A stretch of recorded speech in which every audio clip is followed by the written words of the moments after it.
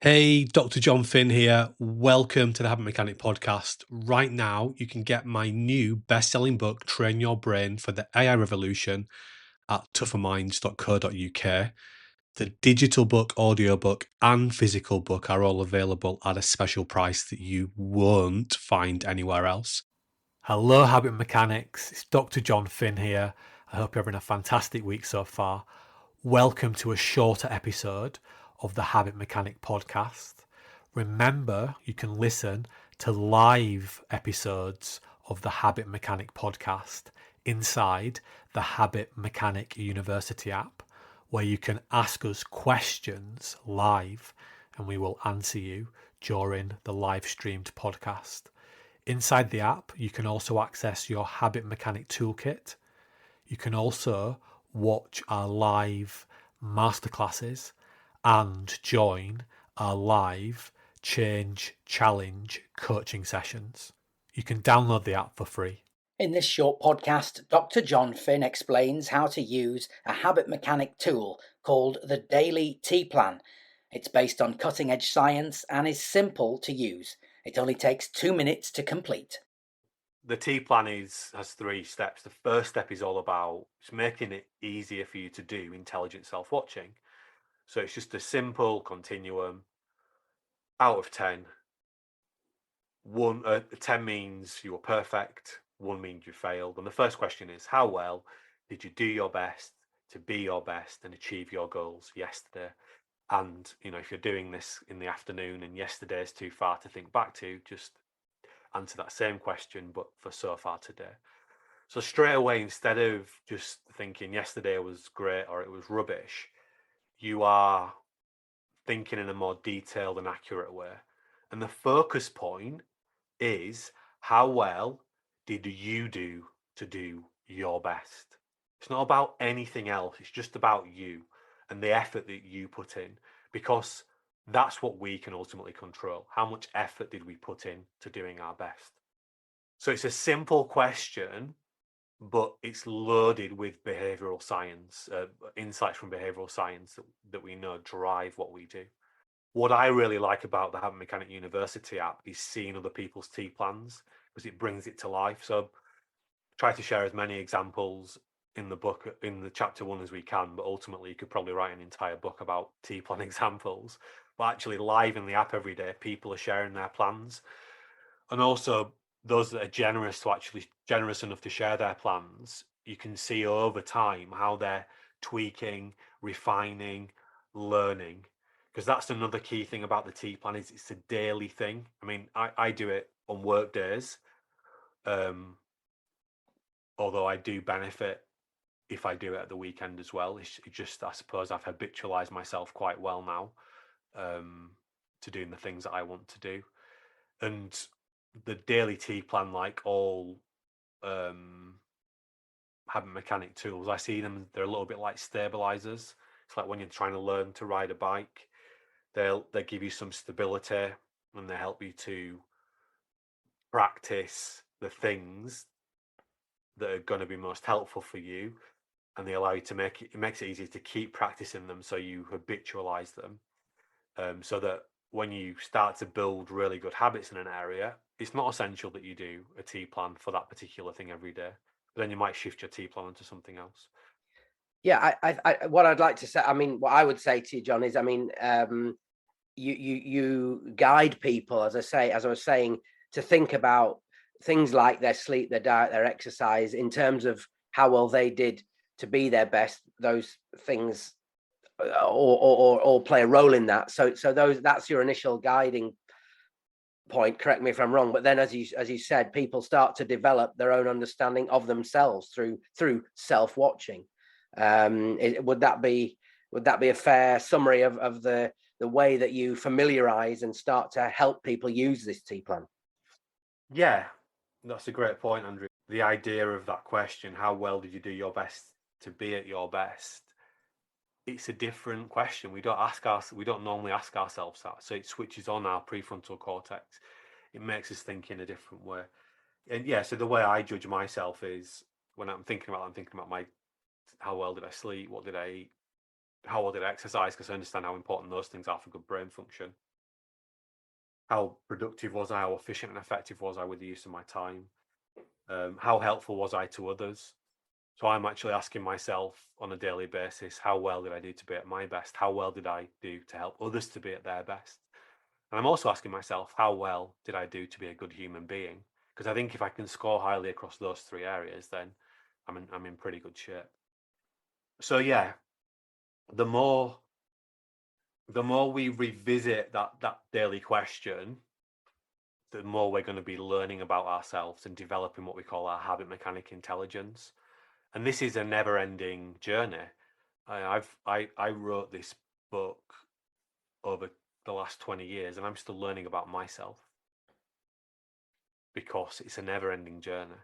And when I actually listened back to this chapter yesterday, chapter 1 on the audio book, and it made me think of some different things about this tool and this approach that I haven't thought of before.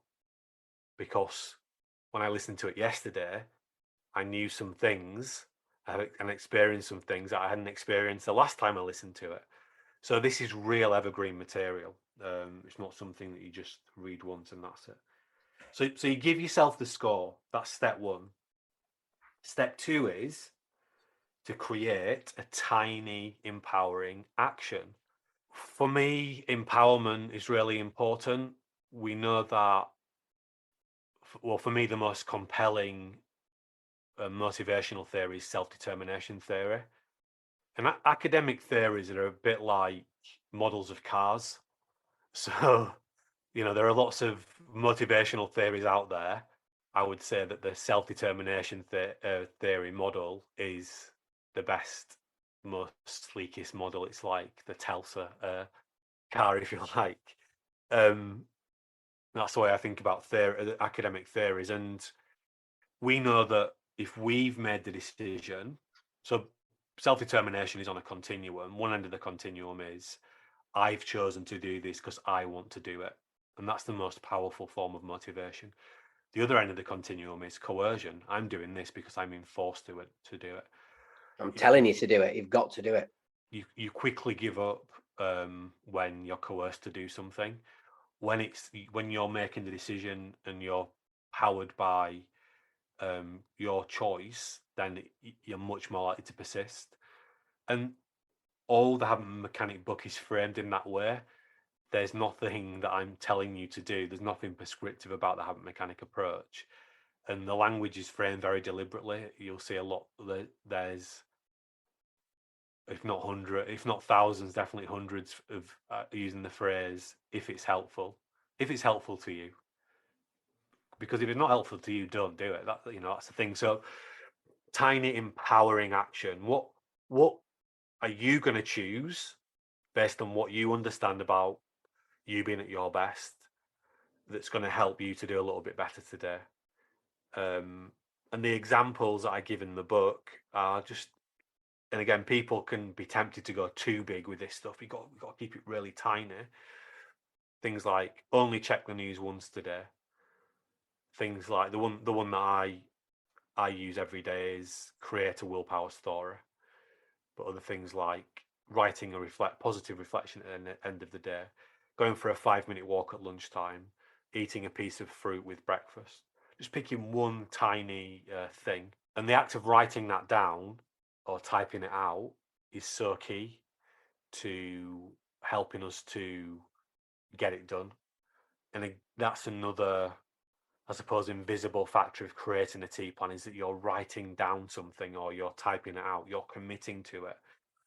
And by doing that, you are just making it easier for yourself to remember the thing that you wanted to do. And therefore, you're more likely to do it. So you're switching on your neocortex is how we'd explain it. So we rate ourselves out of 10. Step 3 is explain why. Yeah, I was going to say, John, when you do read the book, it's just 3 steps to do it, to create a T plan.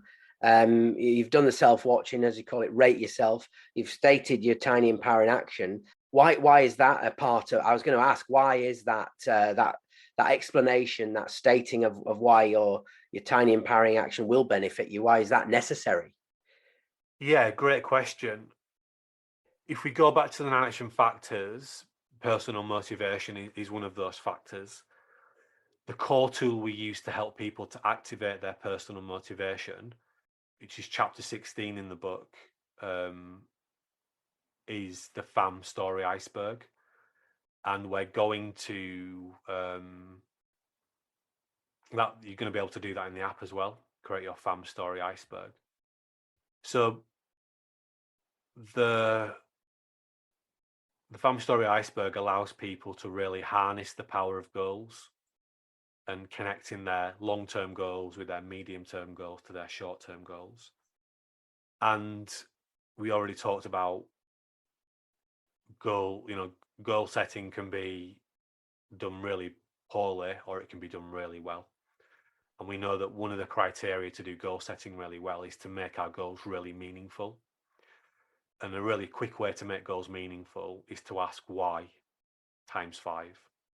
So I might say, for example, in the distant future, I want to have enough money to buy a house in that part of town. And you might say, well, why is that important? Well, that's the best school district in town. Well, why is that important? Well, I want to give my kids the chance to go to the best school they can. Well, why is that important? Well, I want to be the best parent that I can be. Well, why is that important? Well, I don't want to look back in 10 years and regret that I didn't give my kids the best chance to go to the best school. So all of a sudden, being efficient and effective today so that I can have a better chance of getting the pay rise this year, so I can have a better chance of saving up enough money to buy a house in that part of time becomes much more meaningful. Now, of course, we're trying to make the T plan process as easy as possible for people to do. And you can do the T plan easily in 2 minutes once you get up and running with it.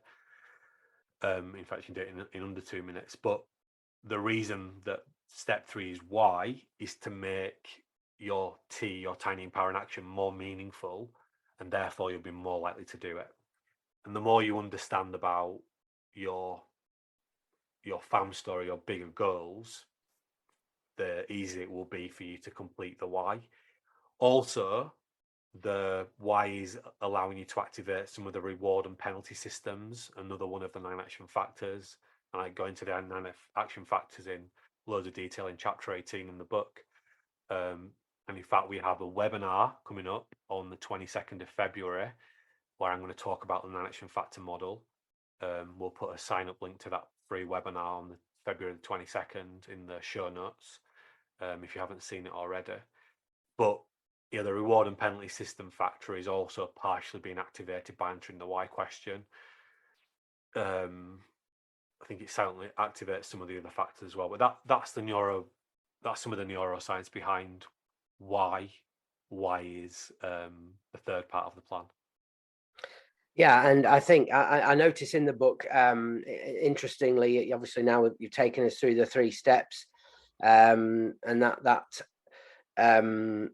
hopefully something people can implement. But with any new thing, I guess people might be slightly confused or intimidated, perhaps, when they're trying to implement something in their life that's new. But you make the point in the book that you improve your use of this the more you use it. That's another invisible benefit, if you like. You get better at T planning the more you do it. Yeah, because we get good at what we practice, but also every day the T plan challenges us to think about ourselves in an intelligent way. It challenges to do intelligent self-watching. We're not wired for this. We're wired for most people probably just listening to what we're saying now, but we can see each other, Andrew, because we're recording this for YouTube as well. And we can see each other almost in 20/20 vision. When it comes to understanding ourselves and looking at ourselves, it's nowhere near 20/20 vision. We're partially blind to how we think and how we feel. So you might have a rumbling in your stomach. Are you hungry? Have you got something wrong down there? Are you just a bit tired? We can't read ourselves that well, but we're only going to get better at understanding ourselves and seeing ourselves by thinking about ourselves. and developing our ability to understand our emotions and regulate our emotions. Emotional regulation is the core psychological construct that runs throughout the Habit Mechanic book and the Tougher Minds approach. So we're going to get better at understanding ourselves if we revisit this daily, but also we're going to get better at establishing the behaviors that we practice. If you do the T plan, it's going to be a much faster and more reliable way to be your best. Thanks for listening to the Habit Mechanic podcast. If you liked it, please subscribe and tell someone else about one of the ideas or insights that you found most interesting.